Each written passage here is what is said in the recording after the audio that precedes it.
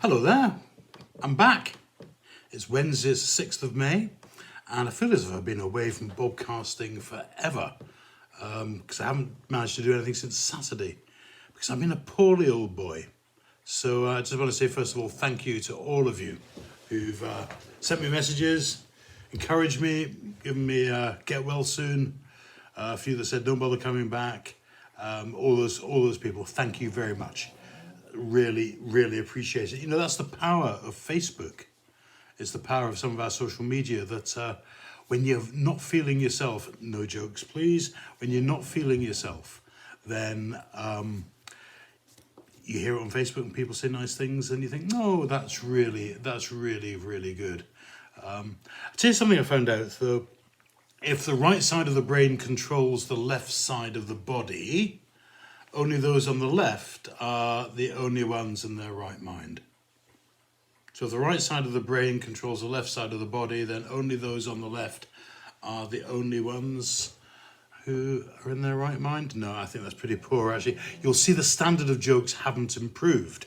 One of the things I'm trying to do is to look into the camera because this iPad has its camera on the left hand side for me, and so I'm looking at two little dots, and until I see the playback I won't know whether it's got any better. So I went into town today because, well, let's just put you in the picture. On Saturday, I started feeling poorly. Got a terrible pain, and I have to be honest, I was quite scared. I thought this was a re-emergence of my kidney problem. And those of you who've been around a long time know a couple of years ago I was poorly from November to March with a kidney stone, and eventually had it removed.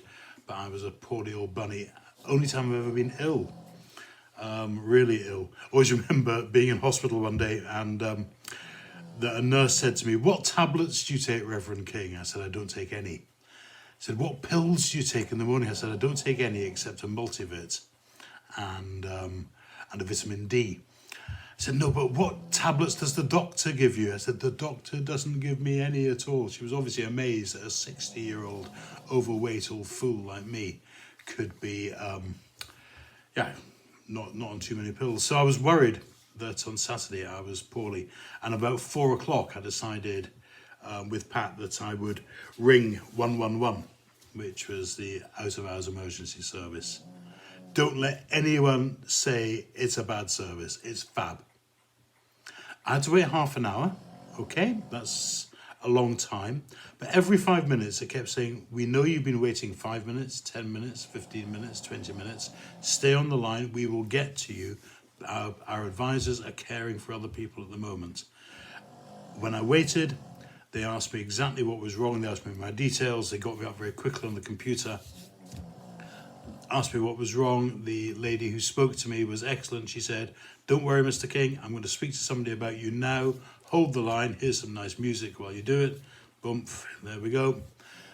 And then she came back and said, "You need to speak to a doctor and we'll find the local hub for you." I have no idea where this lady was, but if you're listening, thank you.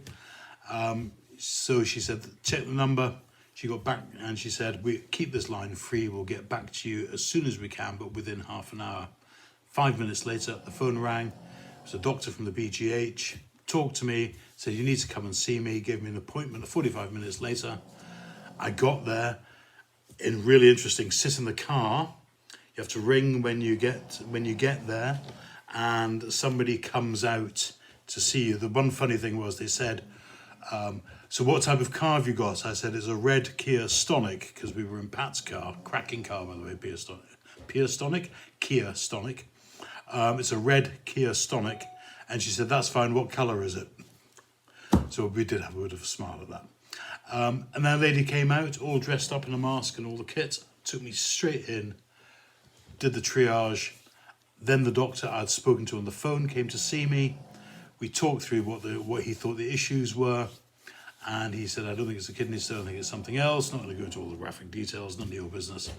And none of mine either, really, apparently. Just it's my business that's the problem. And those who know what it is. And there we are. Within, 4 hours, I had rung, spoken to 5 different people, and was sent home with a prescription. You don't get better than that, do you? Monday morning, phoned the GP because I was really not feeling good, felt awful again, and within an hour and a half had an appointment. So we are very lucky. I went into town though, oh dear, and the police stopped me and took my weed away from me, you know, my grass, my dope. But fortunately I had a valid prescription, and so the judge ordered it returned, and I was awarded joint custody. So yeah, I thought it was quite funny. And so my granddad, he always said to me, when one door closes, another door opens. And that's so true. He was such a nice bloke, but he was a terrible cabinet maker. Absolutely terrible. So, you know, being locked down like this and being poorly has brought up all sorts of different things for me. I've been binge watching on TV. We've moved our big telly that we used to have in the lounge, then went upstairs to the spare bedroom. We've moved that into our bedroom. My bedroom now. I'm there by myself. Because I haven't been well.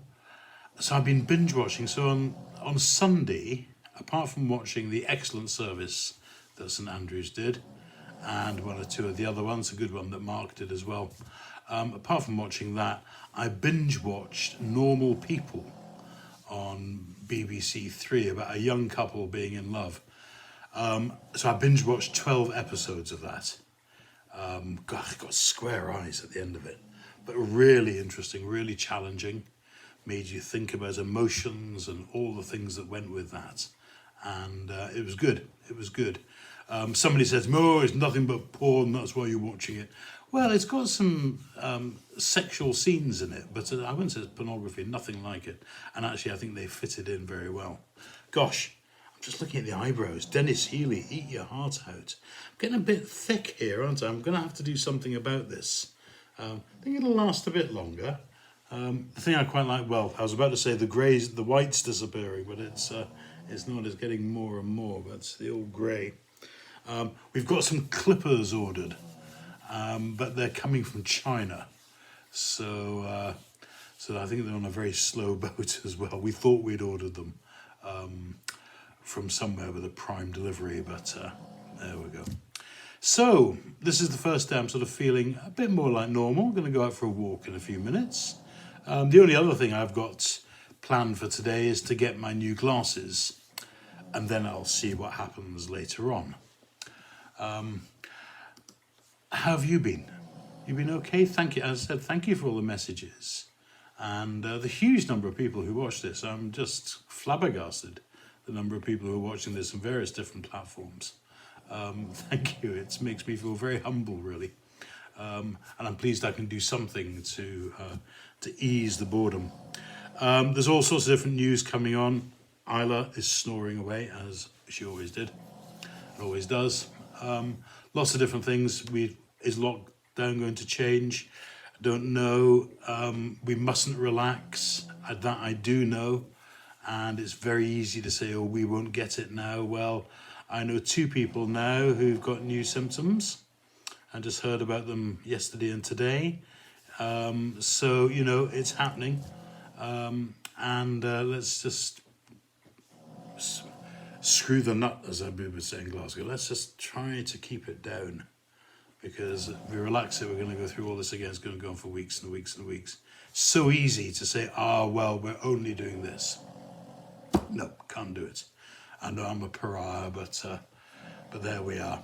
But you know, pariahs, well, they always used to think, made me laugh, cosmetic surgery was something that the people in the past would be very embarrassed to speak about. But now, you mentioned Botox and no one raises an eyebrow. Do you want some poetry? I think you should, because we started doing poetry, and I don't do it every day, but I'm pleased to get any suggestions of poems. This is the first poem that ever really did it for me. It was in primary school in Glasgow, and I just remember it, and I could probably do it off the top of my head, but I've got a book, got the old Charles Brandreth book, which is a rather nice book, Dancing by the Light of the Moon.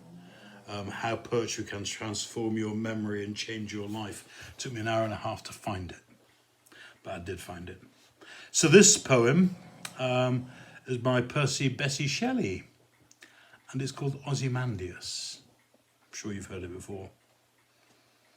I heard this when I was 9 in Polish Hills Primary School, and again at 10 and 11. Just always loved it.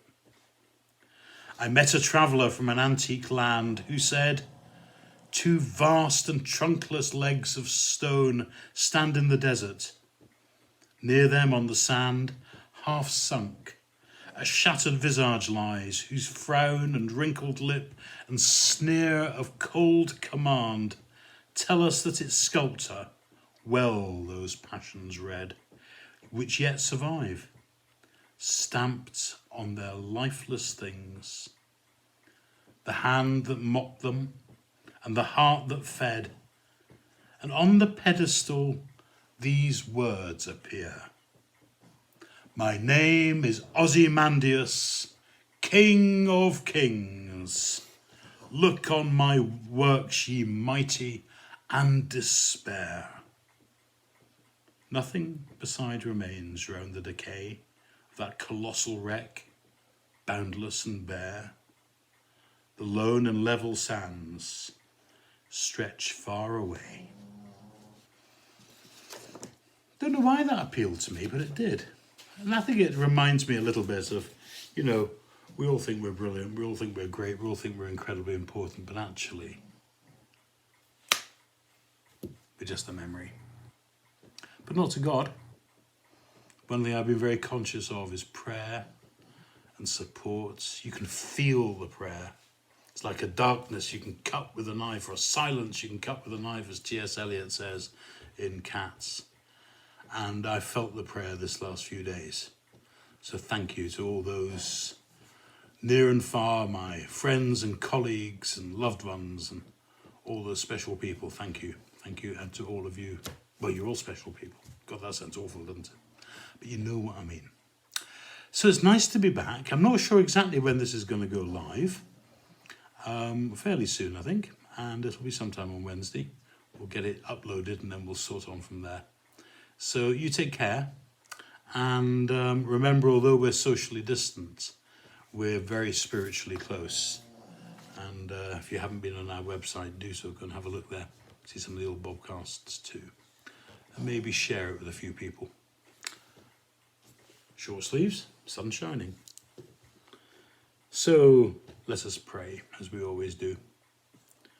Watch thou, dear Lord, with those who wake or watch or weep tonight, and give your angels charge over those who sleep. Tend your sick ones, O Lord Christ. Rest your weary ones, bless your dying ones, and soothe your suffering ones. Pity your afflicted ones, and shield your joyous ones, and all for your love's sake. Thank you for caring for me for the past few days, and it's my honour and pleasure to keep calm and to carry on, but also to be back here, hopefully BOBCasting every day. God bless you. Take care. See you tomorrow. Bye.